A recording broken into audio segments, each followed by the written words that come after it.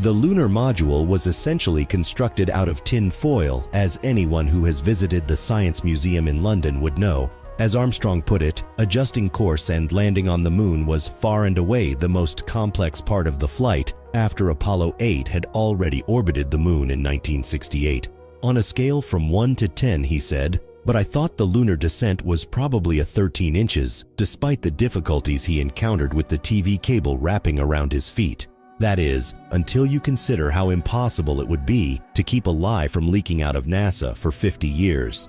You'd also have to picture NASA having access to special effects technology from the year 2019 back in 1969, and all 600 million TV viewers not noticing a thing. If you want to see how bad Hollywood special effects could be in 1968, look no further than Stanley Kubrick's 2001, A Space Odyssey. It was far more convenient to shoot on site. Apollo was a watershed moment between the 60s flower power era and the disillusionment of the 70s. One little stride for man, but the first man on the moon was not about to let his accomplishment become a giant leap to international stardom.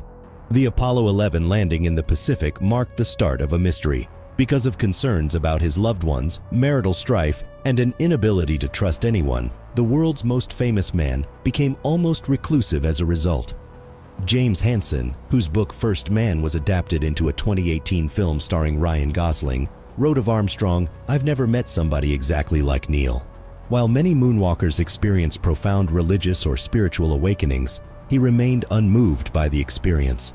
Armstrong, Buzz Aldrin, and Apollo 11 command module pilot Michael Collins embarked on a 38-day goodwill tour around the world in September 1969, called after Armstrong's famous comments. Roughly 100 million people saw them. Armstrong, at the age of 38, had the world at his feet, but he refused to conform to the whims of fame, in contrast to Aldrin.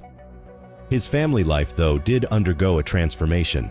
His worry extended to his two sons, Mark and Eric. Some speculate that Charles Lindbergh's kidnapping ordeal in 1932, when Lindbergh became the first person to fly solo over the Atlantic, haunted him. Others claimed he was paralyzed by his fear of revealing the truth about the moon landing. The public had very little insight into Armstrong's life prior to the publication of Hansen's book, in which the author enjoyed unusual access to the astronaut.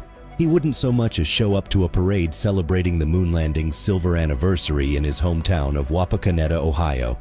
He stopped giving them out because he didn't want his fame to be used fraudulently.